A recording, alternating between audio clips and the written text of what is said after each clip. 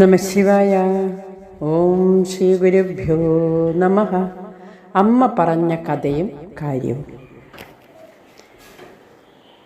ഒരിടത്ത് ഒരു മഹാത്മാവിനെ കാണുവാനും അനുഗ്രഹം നേടുവാനുമായി ധാരാളം ആളുകൾ അദ്ദേഹത്തിൻ്റെ ആശ്രമത്തിൽ വരുമായിരുന്നു. ഒരു ദിവസം അദ്ദേഹം ജനങ്ങളെ കണ്ടുകൊണ്ടിരുന്ന സമയം അവിടെ ഉണ്ടായിരുന്ന ഒരു കുഞ്ഞ് പെട്ടെന്ന് ഛർദ്ദിച്ചു. അത് കണ്ടു നിന്ന ചിലർ ദുർഗന്ധം സഹിക്കാനാവാതെ മൂക്കുപൊത്തി. ചിലർ വഴിമാറി നടന്നു. വേറെ ചിലർ ആ ആശ്രമത്തിൽ വൃത്തിയില്ലെന്ന് പറഞ്ഞ് തിരിച്ചുപോയി.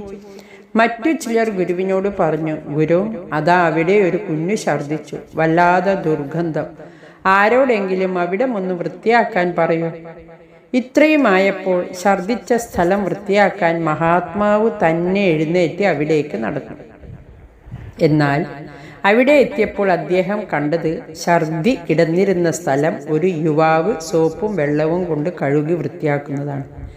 അത്രയും ജനങ്ങൾ അവിടെ ഉണ്ടായിട്ടും ആ യുവാവിന് മാത്രമേ അത് ചെയ്യുവാൻ തോന്നിയുള്ളൂ. ബാക്കിയുള്ളവർ പരാതി പറയുക മാത്രം ചെയ്തു.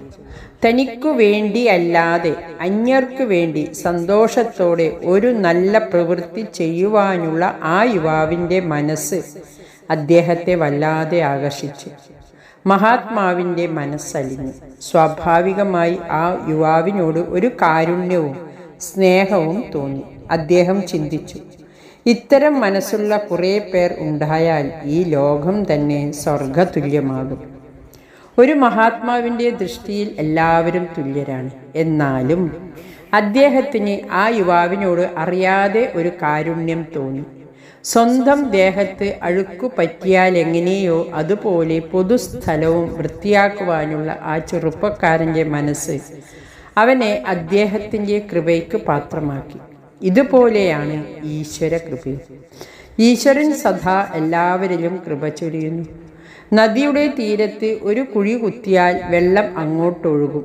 അതുപോലെ നിസ്വാർത്ഥതയും കാരുണ്യവും നന്മയുമുള്ള ഹൃദയത്തിലേക്ക് ഈശ്വര കൃപയും ഒഴുകുന്നു എന്നുള്ളതാണ് വാസ്തവം. ഈശ്വരന് പക്ഷഭേദങ്ങളില്ല. അവിടുന്ന് എല്ലാ വ്യത്യാസങ്ങൾക്കും അതീതനും സമദർശിയും നിർമ്മമനുമാണ്. നമ്മുടെ കർമ്മവും മനോഭാവവും സംശുദ്ധമാക്കുക, ഈശ്വരേച്ഛയിൽ വിശ്വാസമർപ്പിക്കുക. അതുണ്ടായാൽ തീർച്ചയായും അവിടുത്തെ കൃപയ്ക്ക് നമ്മൾ പാത്രമാകും. സുഖത്തിലും ദുഃഖത്തിലും ലാഭത്തിലും നഷ്ടത്തിലും വിജയത്തിലും പരാജയത്തിലുമെല്ലാം ശാന്തിയും സംതൃപ്തിയും കൈവരും. ഹരി ഓം നമഃശിവായ.